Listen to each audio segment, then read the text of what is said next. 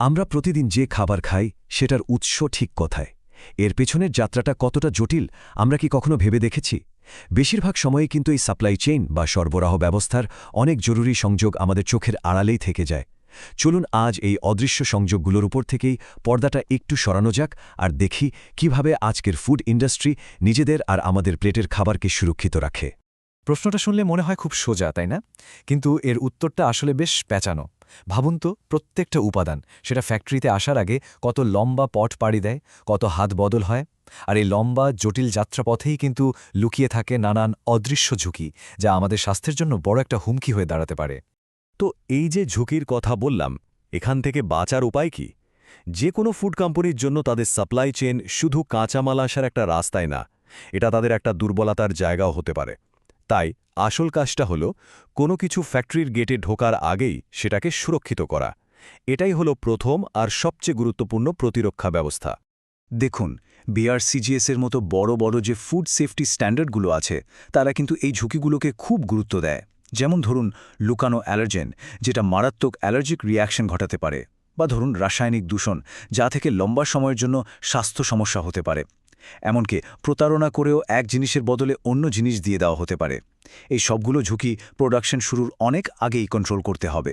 ব্যাপারটাকে এভাবে ভাবা যেতে পারে, ধরুন একটা ফুড কোম্পানি যেন একটা দুর্গ, আর তার কেনা সব কাঁচামাল আর প্যাকেজিং উপাদান সেই দুর্গে ঢোকার চেষ্টা করছে।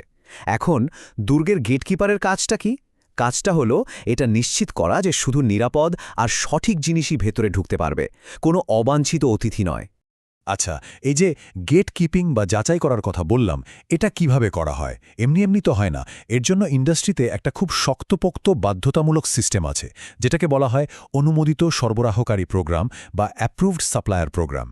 কিন্তু এই শক্তিশালী গেট কিপিং সিস্টেমটা আসলে চলে কিভাবে? চলুন সেটাই একটু খুঁটিয়ে দেখা যাক। মানে একদম সহজ করে বললে, এটা একটা লিখিত নিয়মকানুন, যা এটা নিশ্চিত করে যে যার কাছ থেকে কাঁচামাল কেনা হচ্ছে সে নিজেও ফুড সেফটির সব নিয়মকানুন ঠিকঠাক মানছে। এটা কিন্তু কোনো অপশনাল ব্যাপার না, বরং এটা একটা কাঠামোবদ্ধ আর অপরিহার্য একটা সিস্টেম। আর মজার ব্যাপার হলো, বিশ্বের সবচেয়ে বড় 3টা ফুড সেফটি স্ট্যান্ডার্ড বিআরসিজিএস, এফএসএসসি 22000 আর এসকিউএফ, সবাই কিন্তু ঘুরে ফিরে একই কথা বলছে।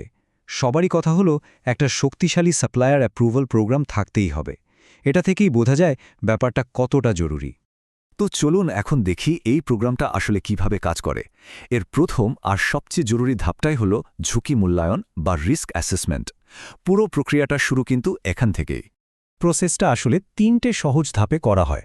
প্রথমে কি কাঁচামাল কেনা হচ্ছে তার একটা লিস্ট বানানো হয়। এরপর প্রত্যেকটা উপাদানের সাথে কি ঝুঁকি থাকতে পারে সেটা বিশ্লেষণ করা হয়। যেমন ধরুন চীনাবাদামের গুঁড়ো, ওটাতে তো অ্যালার্জেন থাকার একটা রিস্ক আছেই, বা কোনো মশলায় ভেজালও থাকতে পারে। আর সবশেষে সেই ঝুঁকির ওপর ভিত্তি করে ঠিক করা হয় যে ওই জিনিসটা ফ্যাক্টরিতে ঢোকানোর আগে কী ধরনের পরীক্ষা বা যাচাই করা দরকার।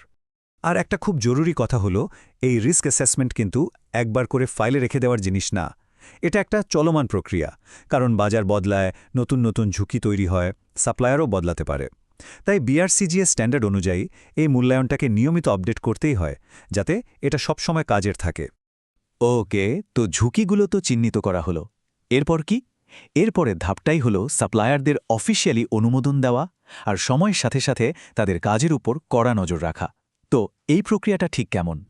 এটা খুব গুরুত্বপূর্ণ একটা প্রশ্ন, কারণ নিশ্চয়ই শুধু মুখের কথায় বা ভালো সম্পর্কের ভিত্তিতে কাউকে সাপ্লায়ার হিসেবে বেছে নেওয়া হয় না, তাই না?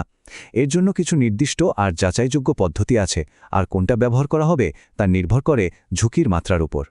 দেখুন, সাপ্লায়ার অ্যাপ্রুভ করার মূলত 3টে রাস্তা আছে। সবচেয়ে সহজ আর ভরসাযোগ্য উপায় হল যদি সাপ্লায়ারের কাছে বিআরসিজিএস বা অন্য কোনো জিএফএসআই স্বীকৃত সার্টিফিকেট থাকে। যদি সেটা না থাকে তাহলে আর একটা উপায় আছে, একজন অডিটরকে পাঠিয়ে সরাসরি তাদের ফ্যাক্টরি আর সিস্টেম চেক করানো। আর যদি ঝুঁকিটা খুব কম হয়, যেমন ধরুন লবণ বা চিনির মতো পণ্যের ক্ষেত্রে, তাহলে একটা বিস্তারিত প্রশ্নমালা বা কোয়েশ্চেনারে পাঠিয়েও অ্যাপ্রুভাল দেয়া যেতে পারে। অডিটের সময় কিছু কমন ভুল প্রায়ই ধরা পড়ে, যেগুলো আসলে এফএসএসসি গাইডলাইন থেকে নেয়া। তবে ভালো খবর হলো এগুলোর সমাধানও বেশ সোজা। যেমন অনেকেই সাপ্লায়ারের পারফরম্যান্স ট্র্যাক করে না। এর সহজ সমাধান কি? একটা সিস্টেম তৈরি করা, যেখানে সব অভিযোগ আর ডেলিভারি ঠিক সময় হচ্ছে কিনা তা ট্র্যাক করা যাবে। সিম্পল। একটা ব্যাপার কিন্তু মাথায় রাখতেই হবে, সাপ্লায়ারকে অ্যাপ্রুভ করে দিলেই কিন্তু কাজ শেষ না, বরং আসল কাজ তো এখান থেকেই শুরু। সব স্ট্যান্ডার্ডেই পরিষ্কার করে বলা আছে যে সাপ্লায়ারদের পারফরম্যান্সের উপর সবসময় নজর রাখতে হবে। তারা সময়মতো ডেলিভারি দিচ্ছে কিনা, পণ্যের কোয়ালিটি ঠিক থাকছে কিনা, বা তাদের নামে কোনো অভিযোগ আসছে কিনা, এই সব কিছুর খোঁজ রাখাটা খুব জরুরি। এতক্ষণ তো আমরা দেখলাম পুরো প্রসেসটা কিভাবে কাজ করে, কিন্তু এবার আসল কথায় আসা যাক। এই সব কিছুর দরকারটা কি? এই পুরো প্রক্রিয়াটা আসলে কেন এত বেশি গুরুত্বপূর্ণ? এটা কি শুধু নিয়ম মানার জন্য? না, একদমই না। এই প্রক্রিয়াটা শুধু অডিটে পাশ করার জন্য একটা চেকলিস্ট মেলানো নয়। এর গুরুত্ব কিন্তু আরও অনেক বেশি। এর সুবিধাগুলো আরও অনেক গভীর, যা একটা ব্যবসার একেবারে মূল ভিত্তিকেই আসলে মজবুত করে তোলে। এই প্রোগ্রামের আসল লাভটা তো এখানেই। এটা নিশ্চিত করে যে কোনো অনিরাপদ জিনিস কারখানায় ঢুকছে না, যা সরাসরি কনজিউমারের স্বাস্থ্যকে রক্ষা করে। এটা সাপ্লায়ার্সদের আরও বেশি দায়িত্বশীল করে তোলে। আর সবচেয়ে বড় কথা, এটা একটা ব্র্যান্ডের সুনাম রক্ষা করে। কারণ আমরা সবাই জানি সুনাম একবার নষ্ট হয়ে গেলে সেটা ফিরে পাওয়া কতটা কঠিন। শেষ করার আগে একটা প্রশ্ন রেখে যাই। এই যে এত বড় একটা গ্লোবাল সাপ্লাই চেইন, এখানে খাবারের পাহারাদার আসলে কে? উত্তরটা হলো আসলে আমরা সবাই, কৃষক থেকে শুরু করে প্রস্তুতকারক, এমনকি আমরা যারা ভোক্তা, সবাই এই চেইনের অংশ। তবে একটা শক্তিশালী সাপ্লায়ার প্রোগ্রাম এটা নিশ্চিত করে যে খাদ্য প্রস্তুতকারকরা তাদের দায়িত্বটা ঠিকমতো পালন করছে, আর এর ফলেই পুরো সিস্টেমটা সুরক্ষিত থাকে।